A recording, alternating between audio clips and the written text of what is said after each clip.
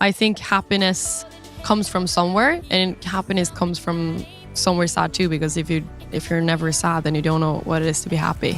You and I, strangers, perfect pretenders. We're falling head over heels. Hi, my name is Sigrid, and this is my 5 essential tracks. So there's one song I've been listening a lot to lately, and that is Troye, Sivan and Lauv. Is it Lauv? But anyways, their song, I'm So Tired. I really like it. It was pretty immediate the first time I listened to it.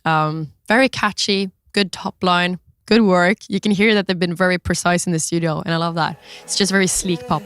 I'm so tired of love songs, tired of love songs, tired of love songs, tired of love. Just wanna go home, wanna go home, wanna go home. Whoa. He's great. And also, he's worked a lot with Oscar Holter. Oscar Holter and I and Emily Warren, we did Don't Feel Like Crying. So yeah, it's really fun. Oscar is such a great producer.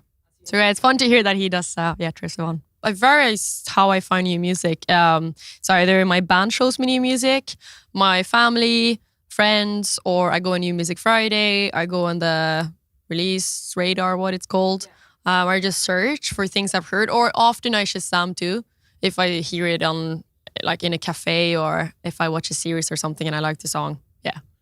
I'm always looking for new music to listen to. So another song that I chose is 1975's It's Not Living If It's Not With You. And that is because we started listening to that with the band. That was the band that started showing to me. It's a really catchy song, and I've read interviews and it's really sad, the whole story behind the song. But that's also something that I love about this song, that it has 2 layers that I didn't notice that it was so sad when I started listening to it. I just thought it was like a happy tune, but then I started digging into it and it was actually quite brutal. And that is very fascinating.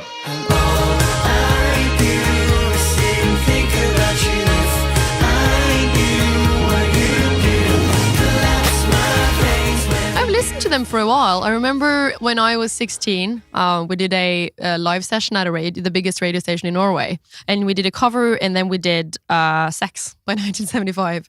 That was really cool. So I have done a cover of them before, but I think they're really good, yeah. No, I think I have that saying that I like that I want my songs to be surprising and not something you can easily define what is. And I like it when people are surprised by hearing my songs, thinking, oh, I didn't notice that. But yeah, I think I have an urge to try to write it from a positive angle, but still get some bitterness or sadness into it, because then it makes more sense. It's a bit of an emotional range. I think happiness comes from somewhere, and happiness comes from somewhere sad too, because if you're never sad, then you don't know what it is to be happy. So I just think all of those emotions are mixed and connected somehow. So another song that I've been listening a lot to is Graham Nash, Better Days, because it reminds me of my family. Because my dad, he is the biggest Neil Young fan. So I've grown up listening to Crosby, Stills, Nash and Young. I've seen Neil Young play 5 times. Big fan, probably seeing him this summer too. And then again, I was on Spotify and randomly searching for new music, and then I found Graham Nash in this song, and I thought it was really cool. I love the harmonies on the chorus. It's great. And it's just good to hear a good classic tune. Not a lot of production going on. It sounds like they're just having fun in the studio, and I think that's a great energy too. When your love has moved away, you must face yourself and you must say, I remember better days. I had my period of not listening to anything else than just pop music. And I didn't understand my parents' music taste, but my mom is a huge fan of Johnny Mitchell, dad on Neil Young, played a lot of Chet Baker, and we always play that like when we were eating dinner or breakfast, but I didn't really appreciate it until high school. But now I love it, and now I listen to it if I'm a bit homesick. So Lady Gaga's new film with Bradley Cooper, A Star Is Born, is such a good movie. I love it. Look What I Found is one of my favorite songs, and I think it's such a cool part of a movie too. But look what I found, somebody who loves me. Look what I found, somebody who carry around a piece of Everyone loves it. They deserve every award. It's really good. And one thing I remember most maybe from the film is the soundtrack. I immediately thought the soundtrack was brilliant. And I loved how they filmed all the live concerts.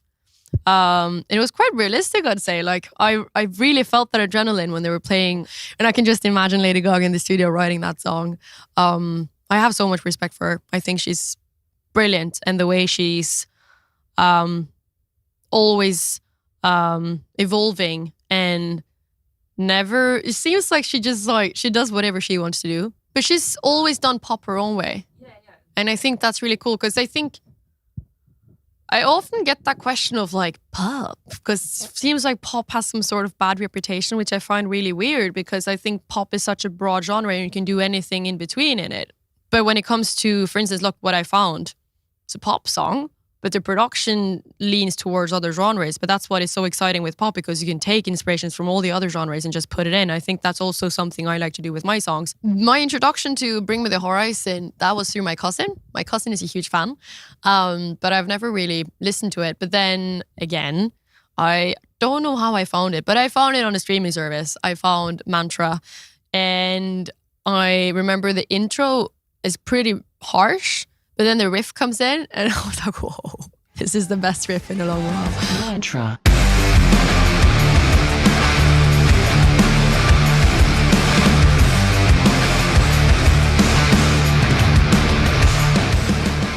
I love it. And I love the production. It's definitely quite hard. But yeah, I love Mantra. And the funny thing with that is that it is actually a pop song in the like the original song without any production. I think you could do it as a pop song, but the production makes it really, really cool. Yeah, I imagine it must be a lot of fun to watch that at a festival. So that was my 5 essential tracks, and there's a lot more of those. So you can click here or here or here, probably here and here, maybe there.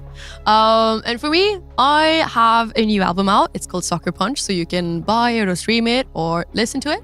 And also, we have a lot of shows coming up, so I hope to see you soon. Thanks for watching.